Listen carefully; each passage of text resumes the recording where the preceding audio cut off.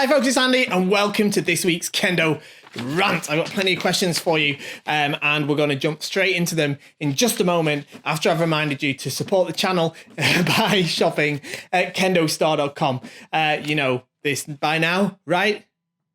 If these videos bring you any value whatsoever, if you do enjoy watching them, if they are something, of course, that do benefit you and they're totally free, the way to support them is to shop at KendoStar.com, which is my website, of course, that sells fantastic, wonderful, amazing Kendo equipment with free shipping all around the world. So there's no good reason not to shop there. Okay, so I'm sure you're all shopping there anyway, but you know, I always say it because it's super important, okay? So, lots of these questions are from the Kendo Show Early Access group as well. There's a link in the description down below. If you're not in the group, you should be in the group by now.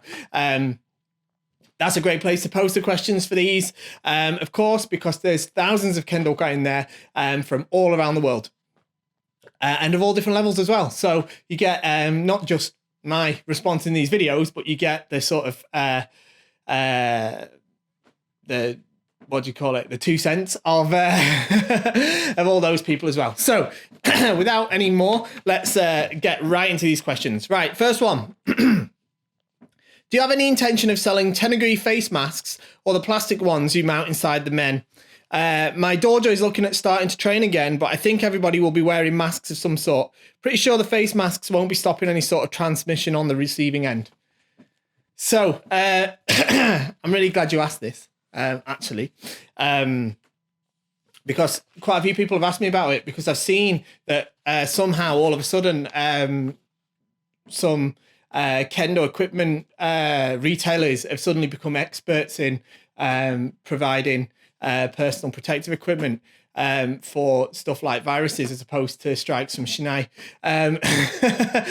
You can probably guess from my tone that no, I'm not about to start selling that, because that isn't anything to do with our speciality. We specialize in making equipment that protects you from strikes with the Shinai and allows you to practice Kendo safely. We know nothing about preventing transmission of viruses, so we wouldn't sort of insult your intelligence really by pretending that we do and trying to sell you something, make money off the back of a pandemic like this, and try and sell you something like that. Now, it's not that we can't do it, because look, I've got one here. This is something that my team in Japan, this is exactly the sort of thing, the sort of cloth mask, if we start with that, it's made from a tenugui. This is something that goes on like that, and we all know how masks work. This is something that my team in Japan produced, and they sent me as a gift for me and my family, and I've got no intention of selling these at all, because I don't think it's my place to. You can make, if you need a face covering, you want to use a tenugui for a face covering, you can fold one up and use elastic bands. There's plenty of masks out there on the market made by people that are reputable for doing so. I'm not about to try and turn a quick buck on trying to sell these to you when that isn't anything to do with our field. Now, when it comes to the plastic ones that go inside your men, now I've talked about these a little bit on the channel before as well, about how I've seen already that companies in Japan have started producing those. I think they're absolutely nonsensical. I think they're ridiculous, and I think they're irresponsible. I do not think that they were designed by a person that has any idea or any qualifications at all in anything to do with virology or prevention of spreading of viruses. I'm pretty sure they're just designed to, again, turn a quick buck on the back of this pandemic. So no, I categorically will not be supporting that sort of activity through the Kendo industry. I'm, as you can see, I'm not really impressed with it at all. I don't believe that a piece of plastic stuck on the inside of your mengane with a big gap between your mouth, you know, those sort of masks, I believe they work. Now, I'm no expert on virology transmission and stuff like that. I don't even know if that's a word. Yeah, which I'm no expert on that, which is why I'm not trying to sell you anything connected to it. But my understanding is that if your mouth and your nose aren't properly covered by a face covering, then it offers no benefit whatsoever. I've even heard people say that if it's like this, and you could increase the viral load that you're taking in yourself. I don't know if that's true or not. Haven't the faintest idea. But it's going to take, you know, a lot of convincing to get me to believe that a piece of plastic here like this is going to do anything at all to stop the spread of any disease, never mind the terrible one that the world's dealing with right now. So yeah, I'm certainly not going to be having anything to do with that. And I'm quite upset actually that the Kendogu industry has sort of jumped on that and has tried to make money of it on it. So yeah, that's what I think on that. Right, next one. Hi Andy, I love your show. Just before lockdown, the last few training sessions, my sensei arranged some special unusual trainings. The content included Jordan, Tsuki, and other unusual techniques that are somewhat common in Shiai, but not frequently trained in the dojo, mainly with the purpose of letting us get an idea of how to deal with them in future Shiai. Students in the dojo ranging from 3rd Kyu to 2nd Dan, and not so experienced in Shiai. I practiced some of these techniques at home afterwards and felt in a way they kind of helped my understanding of Kendo. For example, practicing ski increased my stability when striking, strengthens my center line and keeps tension in my abdomen.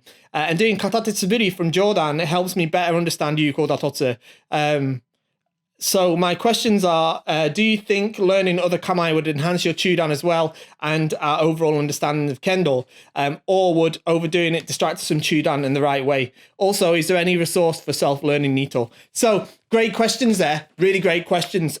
First off, tsuki. Tsuki is tsuki for sort of, I actually think tsuki is learning tsuki, practicing tsuki is an essential part of practicing basic Kendo, and I teach it to beginners, adult beginners, of course, pretty much from the beginning, after the men, kote and do. I include tsuki as part of the basic kihon datotsu, and they're right at the beginning of Kendo 0 to Shodan as well. If you watch my video 0 to Shodan, you'll see that I cover tsuki right away because it is important, and it does do those things that you mentioned. It helps you concentrate on your center line, move from your hips, and have good kamae. So practicing tsuki is very useful, pretty much right from the beginning. Now, when it comes to Jordan and Nito, I would say less so. Katate suburi is definitely a useful suburi to do. If you look at the suburi videos that I put out, especially the second one that I put out that I called hard mode,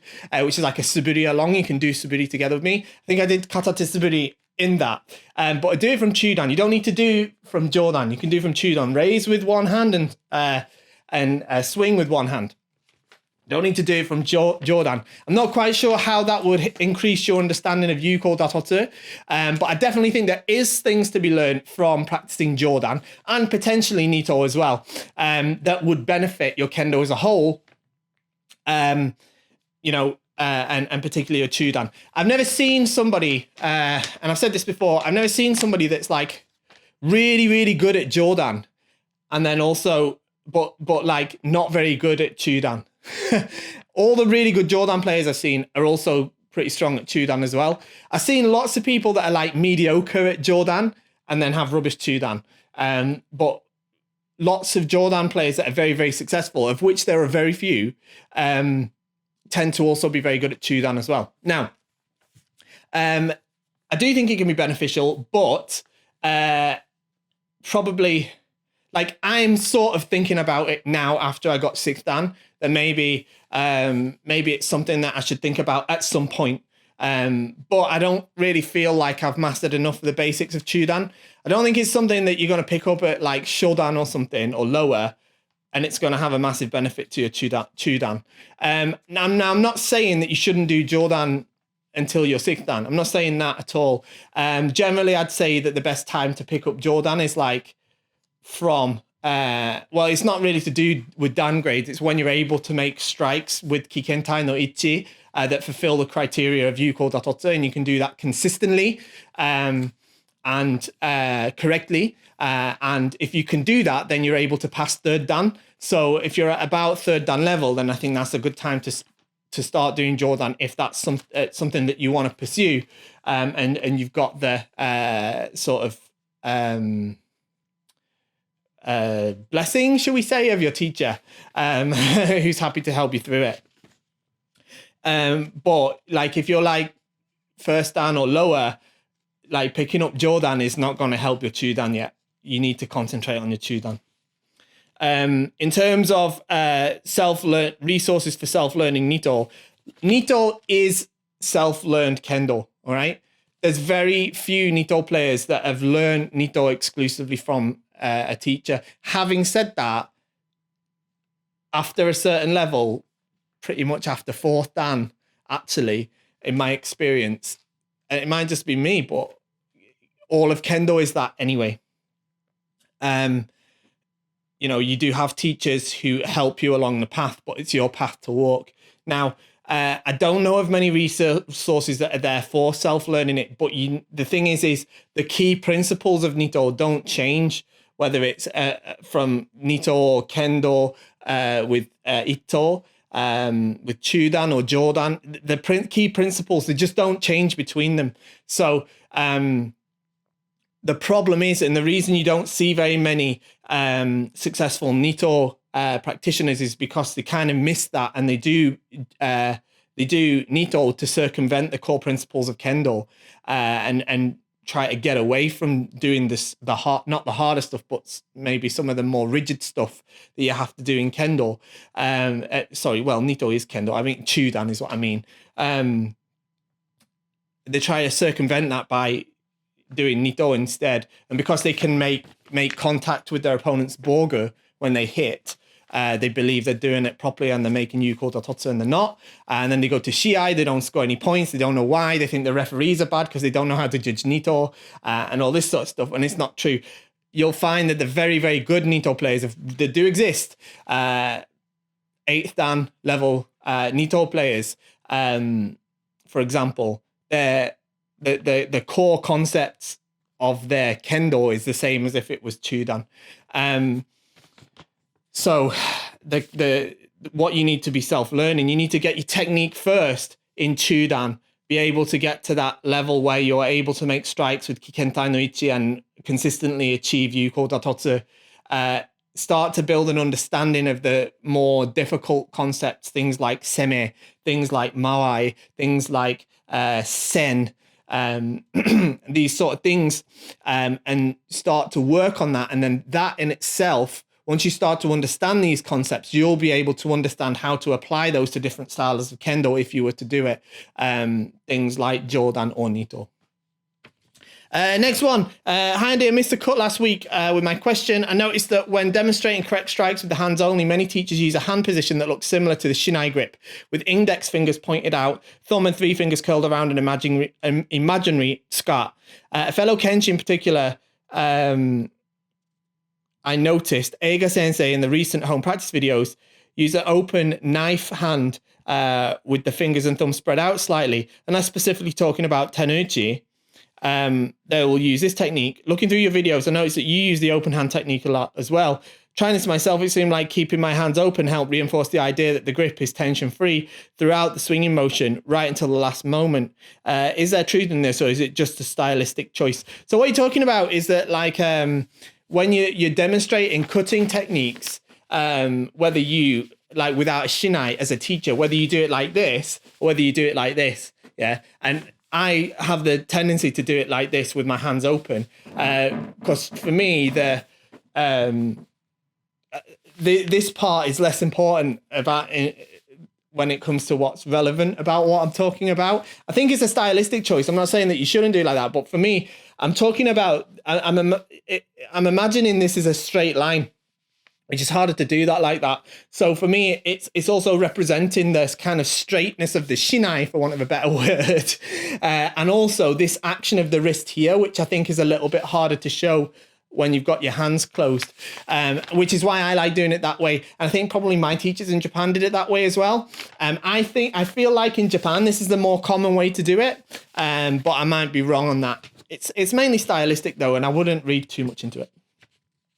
Next one. Hi Andy, since many of us are in lockdown doing home suburi, I wonder what the purpose of hirakiashi is and how weight should be correctly distributed whilst doing it during suburi. By the way, on a side note, I do find it useful in men nuki men.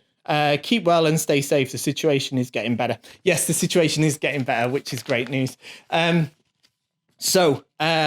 Hirakiashi is when you strike and you move in a sort of semicircle this way and this way. It's extremely important, and I didn't really come to realize how important it was probably until quite recently.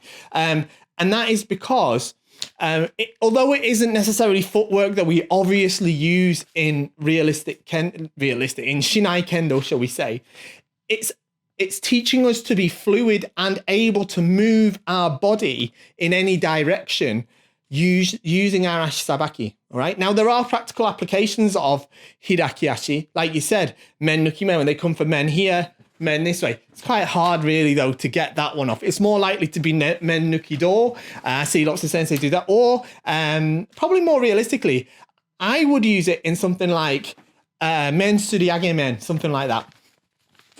In terms of your weight distribution, though, it's the same as every other thing. You have to think of yourself as like a kind of pyramid, yeah?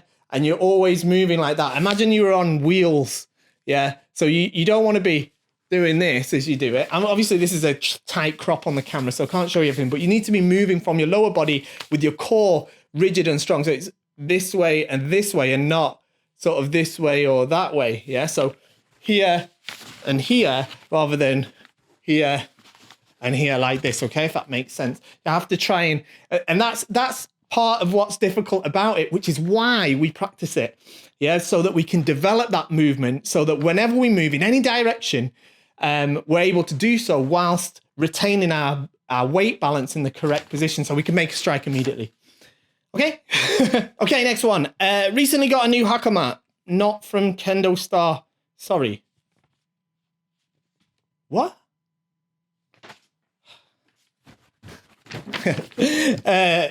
You should get it from KendoStar. I mean, come on, man. That's what this show is like existing for. All right. It mostly fits, but the outer pleats pull outwards a bit. In terms of chakso, how big a deal is this? Right, well, it's not ideal if the pleats spread out. In terms of chakso, it's not ideal. It's forgivable, but it depends on what the situation is. It might be that, it could be that, like, your waist size. It could be that. In which case, you'd need, to stop that, you'd need a tailor-made Hakama, which we can do at KendoStar. So maybe you could get one from KendoStar, or it might be that it's a rubbish Hakama, which could well be the case because you didn't get it from KendoStar. So, but I don't know. It could be either. It's not the end of the world though. It's forgivable, but it's best if it's not like that. So, take from that what you will. Shop at KendoStar next time. Next one. Thanks for all the content, Andy. I've always wondered, what's the daily grind of a bogo-san like? Do you have a routine or do you play it by ear? So what does my daily routine look like? Well, yeah, I do have pretty much a daily routine. I come in. The first thing that I do is I start putting into process, especially at the moment. Obviously, things are totally different right now because of the whole lockdown situation.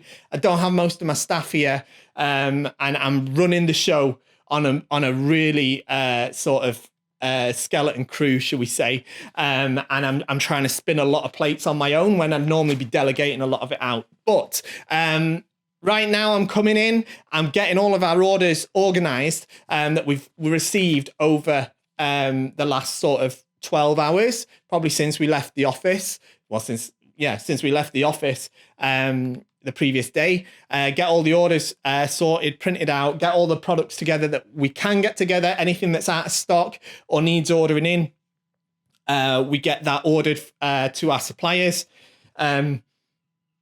Start on, make sure that gets onto the packing process, which I'm very much involved in at the minute. Get those sort of packed and get the shipments arranged so that the products can still get out as fast as they possibly can to each and every one of you. And that's a lot, all right? That's a lot. We're not a small business now, which is great, and I'm really appreciative of that. But it's a lot of work because we get a lot of orders every single day. Thank you, by the way, for that. Thank you, especially during this time. But that's what I do. Try to get the products that all of you wonderful people have ordered to you as fast as we possibly can. Then once I've done that, I try to deal with as many of the inquiries or emails and stuff that we've got, which sometimes takes a little bit longer than it would normally, because by this time I might have run out of time already for that. I'm trying also to, when I get a spare moment, I've got all sorts of other things on the go as well. Things like I'm still trying to work on Zero to Showdown, the next video series. I'm trying to get live streams out when I get a spare half hour in the Kendo Show Early Access group. I'll do a live stream, and we've been doing loads of cool stuff in there. We've been watching videos together, or we've been reading Kendo books together and stuff like that. They've been kind of cool. I do stuff like that. I've got product development projects on the go as well. I've got new products that I want to get up on the website. All sorts of stuff like that going on at the same time. So part of it's a little bit of ad-libbing every day to see what, see how much we can balance. But at the same time, right now at the moment, particularly obviously because we're on a smaller crew than normal, it's about doing our best to keep the wheels turning of this huge machine that we've apparently created. But that's gonna hopefully get better over the next few weeks anyway. As things in the UK seem to be getting slightly better. Hopefully we can start to figure out how we can bring some of our team safely back on board so that we can get back to serving you all in the normal way and get back to doing what we do best. Okay, next one. How much has bogo design changed since you entered the bogo manufacturing business, besides using wider stitch widths? By the way, I'm really looking forward to your bogo design video. Okay, cool. So we talked in the last video about the potential of me doing a video where I take you through the design process of a bogo. I think I might not have kind of put that across properly, because I know a few people are like, oh, I'd love to see the manufacturing. I'm not really in a position right now to make a video about how they manufacture bogo, especially right now with everything that's going on. But I certainly might be able to do something in terms of how I design a bogo set. I've got a few bogo sets in my head right now in here somewhere that are dying to come out and to be made into real life bogo sets. I've got some fantastic ideas for new bogo, new bogo designs. So I'm talking about maybe doing a video where we will do that together, and you'll see my process of me getting those ideas out and fleshing them out and thinking, oh, yes, that definitely works. Oh no, I'm not so sure about that. Actually, that doesn't match with that, or whatever. So yeah, that's what I think you're referring to in terms of the bogo design video. But in terms of how much bogo has changed in terms of design since I got into it, I got into the industry what was it like? It's just around the time when it was starting to change and move away from the old style where it was really tight stitched bogo. Hand-stitched bogo was by far the best bogo. Everyone had really long mendare. Everyone wanted a titanium mengane and a bamboo do. And things have changed a lot since then. And obviously the stitch width is one thing that's changed. Wider stitching has definitely become more popular. I like to think I've played quite a big role in that, both here and in Japan, because I was quite involved in the design of bogo in the companies I worked for in terms of their domestic products as well, and they were some of the biggest players in the market. The mendare obviously got shorter and shorter. They were starting to go that way at the time as well, but they got really, really short. The recent trend that I've seen is people wanting shorter, like narrower membuton, but I don't do anything like that with ours. What I am happy to see is it went very, very extremely towards the Jissengata style, okay, where it was very, very light, not very protective, but very light and very comfortable, of course, but it hurt when you got hit with it. Bogo, and it started to move back away from that now, and I'm really championing this sort of idea of having bogo that's not only lightweight and comfortable and durable, of course, but protective. It goes back to being bogo, to being armor, to be there to protect you, but that doesn't mean you have to make it heavy and cumbersome. And it's stuff like the Vanguard that's really led the charge on that, I think. And we're starting to see more and more bogo sets now that are similar to that, but I don't think they'll catch up to the original. But that's it's nice to see that. But I still think we're kind of leading the charge when it comes to that sort of thing. Hi Andy, just wondering, aside from regular saburi, what are some good ways to train Tenouchi at home? What you can do is, if you watch my videos, Kendo 0 to Shodan, I think the last one I did, the most recent one, we did about striking practice, and one person held the shinai, and the other person was hitting the, look at how that wobbles like that, look at that, woo, that's the camera shutter speed, it's not really doing that. One person was hitting the shinai, just with their wrist, just tapping it like that. You can simulate that kind of practice. It doesn't have to be a shinai that you hit, but you could do that. You could like lay a shinai out like on a sofa or something and kneel down and do it, or you could even hit the cushions if like it's not like a, you know, precious sofa or something. I don't want you getting in trouble, but you know, something like that, you could get something and just tap at something, just like in that video. And I definitely think that would actually help, because what you need to develop is that fluid motion in your wrists here. Bam, bam, bam, bam, bam, bam, bam, bam, bam, bam, bam. Like when you knock on a door, yeah? You knock on somebody's door, you don't go poof, poof, poof like that, do you? Or you hurt your knuckles, like tut, tut, tut, tut, tut, like that. That's the same sort of action you want with your Tenouchi, like that, yeah? Okay, next one. I've read some time ago, Kendo had the ranks of 9th and 10th Dan. Why did they stop awarding those ranks? So that's a great question. And it's true. Up until the year 2000, I think it was, there were technically able to award ranks up to 10th Dan. I'm not sure. There hasn't been a 10th Dan, I don't think, for a long time, probably like since the 70s or 80s. I can't remember when. I think it was Mochida Sensei that was the last one. And I can't remember off the top of my head when he passed away. But there are still people with 9th Dan. There are still people with 9th Dan. Because even though they stopped performing the gradings for 9th Dan and 10th Dan, the people that had received 9th Dan and 10th Dan were able to keep them. And they were still recognized. And the reason for it is because basically Kendo originally, and this is what I gleaned from the Japanese Wikipedia, but I'm not a super amazing Kendo historian, I'll be honest. But basically, Kendo originally had just 5 Dan. It was Shodan to Godan, and then you had the Shogo, the Renshi, Kyoshi, and Hanshi. And then it came in line with judo, and went up, and they changed it so it would come into line with judo basically, and have 10 Dan. So it was then changed so it went up to 10th Dan, and then the shogo, the Renshi, Kyoshi, and Hanshi were run separately to that. All right, but then I think it was later on they decided that they wanted Hanshi to be the highest attainable rank in Kendo. And up until that point, you were able to achieve Hanshi before you achieved 8th Dan. So there were some Hanshi 7th Dans, for example.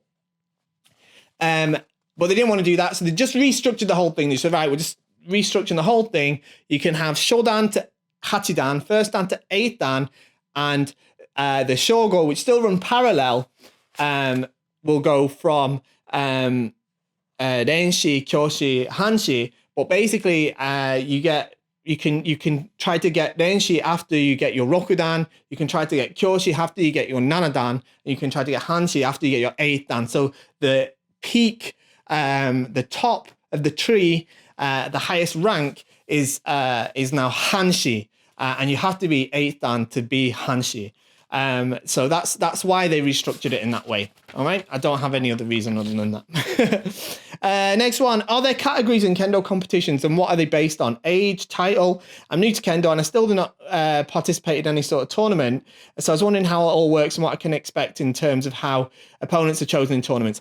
It really depends on the tournament. There's all different ways of doing it. It's rare that they're separated by age, to be honest, though age categories do exist.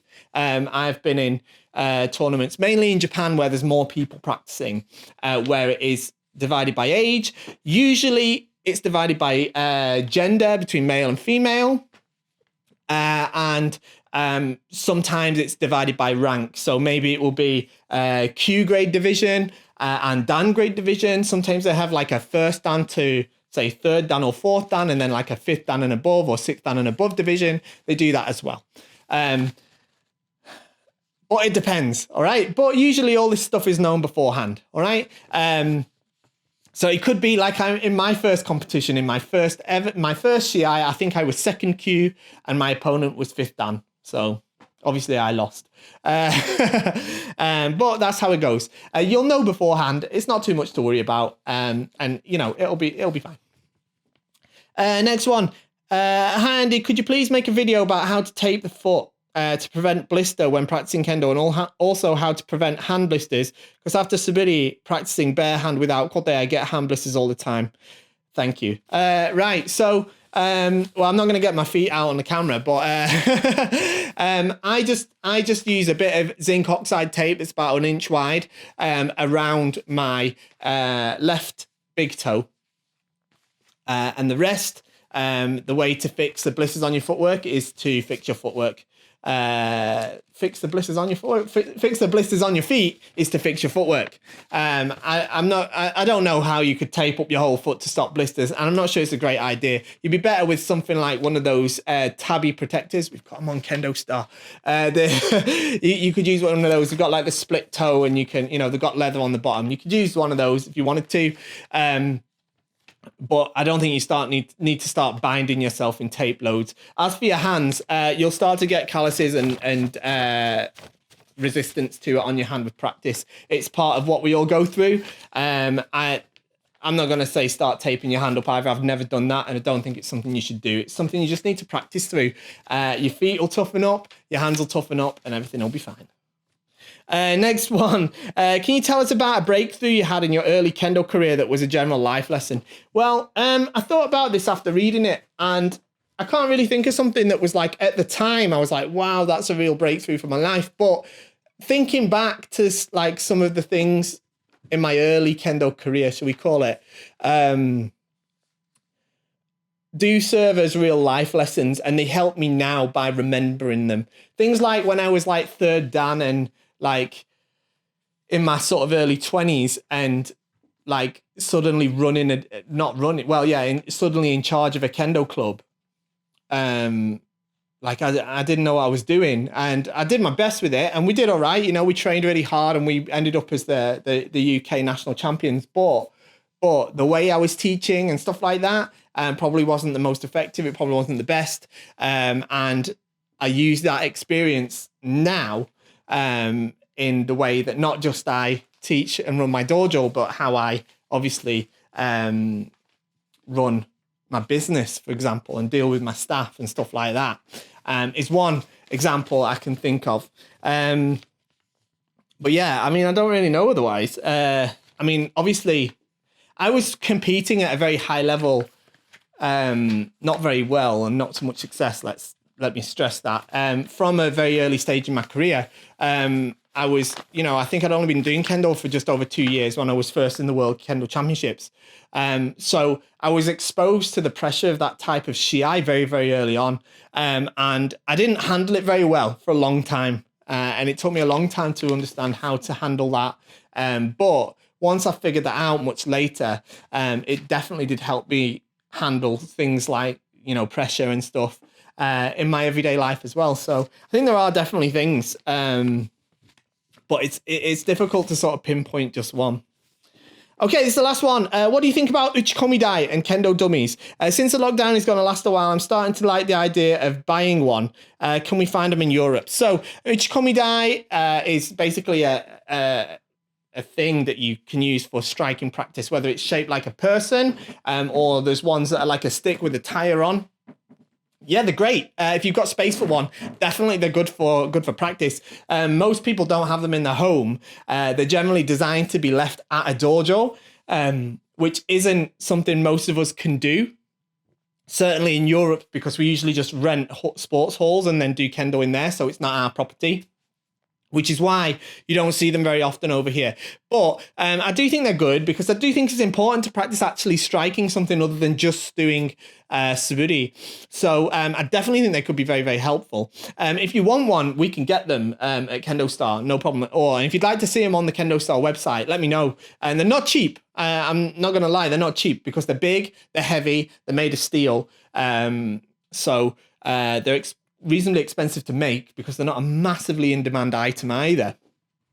And of course, it's expensive to cart them across the globe over into Europe and to the rest of the world as well. But, you know, it's something that we can certainly organize for you if it's something you want. Hit us up, mail@kendostar.com. And if you want to see them on the website, let me know in the comments down below. Okay, that's it for today. Thank you for watching. Don't forget to support the channel by shopping at KendoStar.com. Don't be like that guy that didn't buy his Hakama at KendoStar and now isn't happy with it. Go to KendoStar.com and it's not just that you're invested in fantastic, amazing Kendo equipment. Don't believe me, you can check our reviews. Best reviewed site on the internet. But obviously that is the shop that makes sure that this channel can exist. So if you do enjoy or benefit or take any value whatsoever from the videos that I put out, you need to support it by shopping at KendoStar.com. Thanks for watching, and I'll see you all next time. Bye-bye.